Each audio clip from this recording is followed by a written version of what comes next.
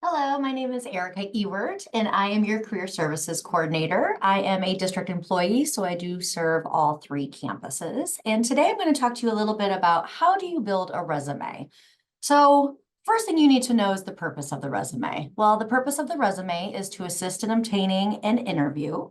It's to provide a summary of your education, of your work experiences, of your coursework experiences, your skills and your goals. And it's to initiate the first contact and provides a first impression. I want you to think about the goal of your resume is to show your best self.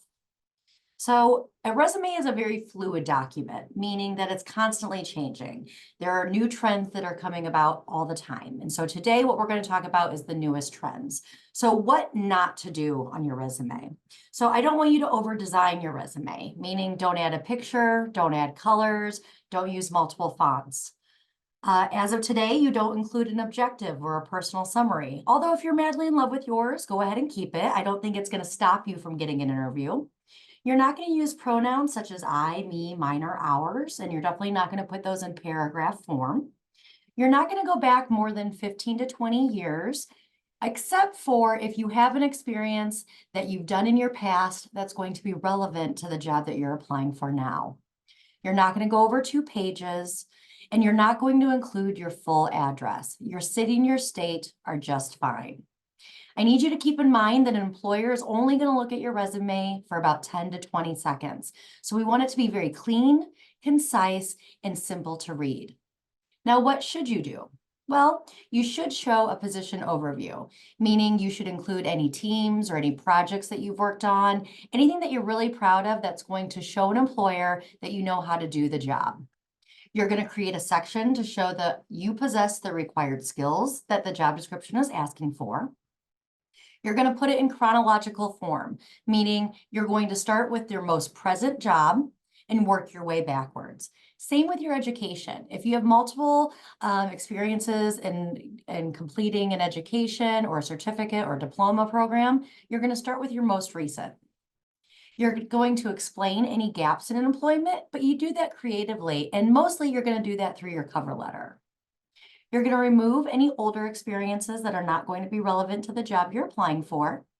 And you're going to be sure to include a LinkedIn profile if you have one. Now, there are three main parts to a resume that we want to make sure that you include. These 3 main parts have to be there, but you can add anything else that you'd like to on your resume to be a little bit more unique or make it more to your liking. The top 3 things that you need to add are first your header. And in your header, that's going to be your name, your city and your state, an active phone number. So a phone number that has an active voicemail box that's set up that you're going to check, an active email.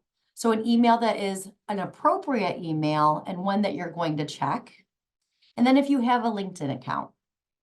Next, you're going to put your education down. So again, chronologically, you're going to put your most recent education experience first.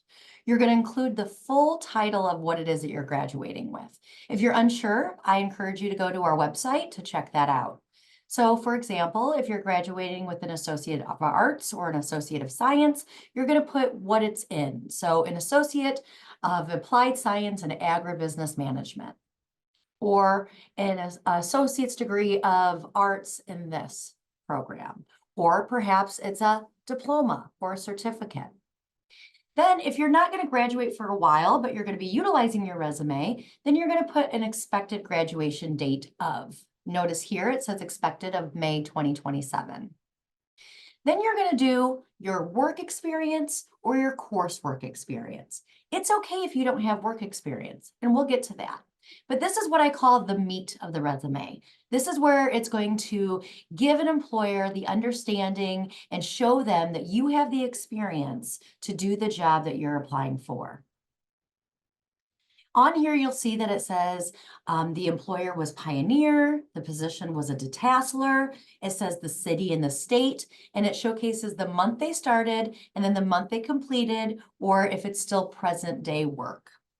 They have 3 bullet points there, and we're going to start talking about the importance of those bullet points.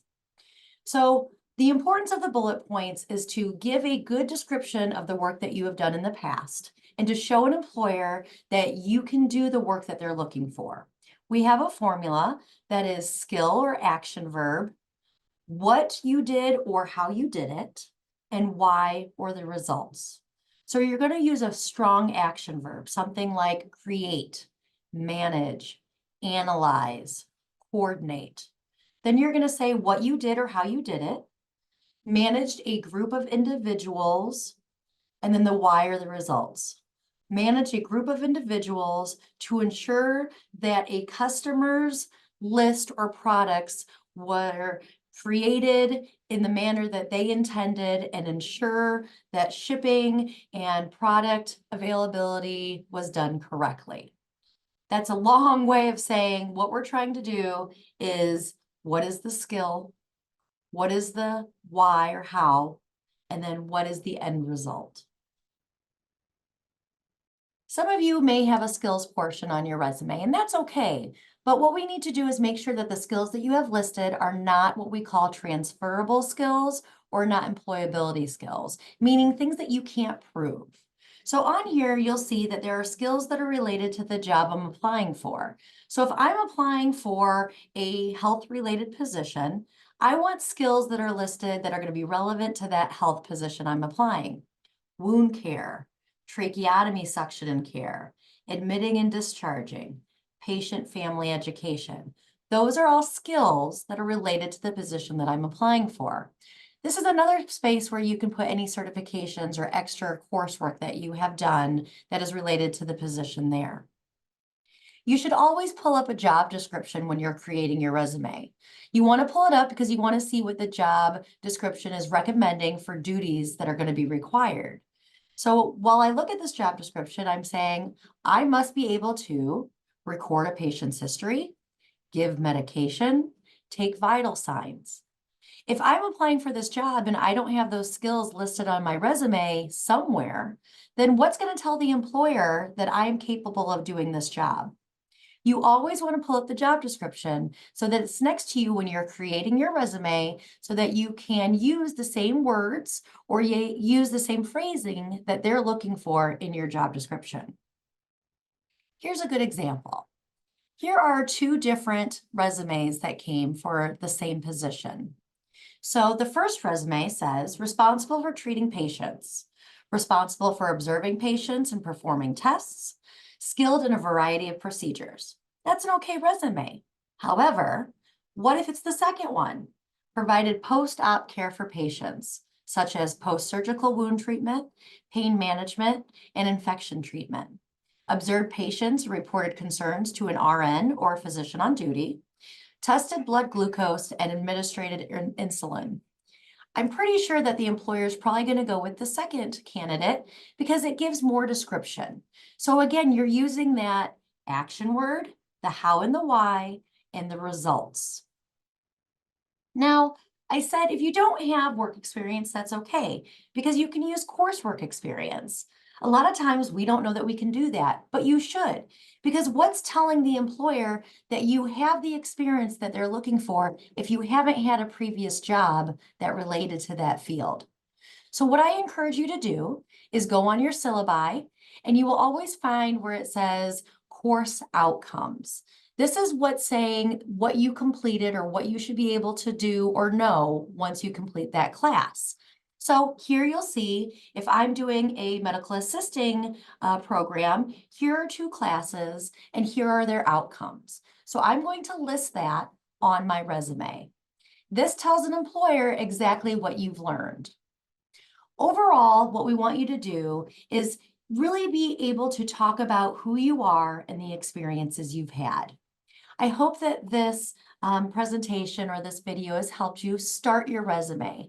Once you get started, if you need a little extra help or if you want me to take a look, feel free to email or contact me. Thank you.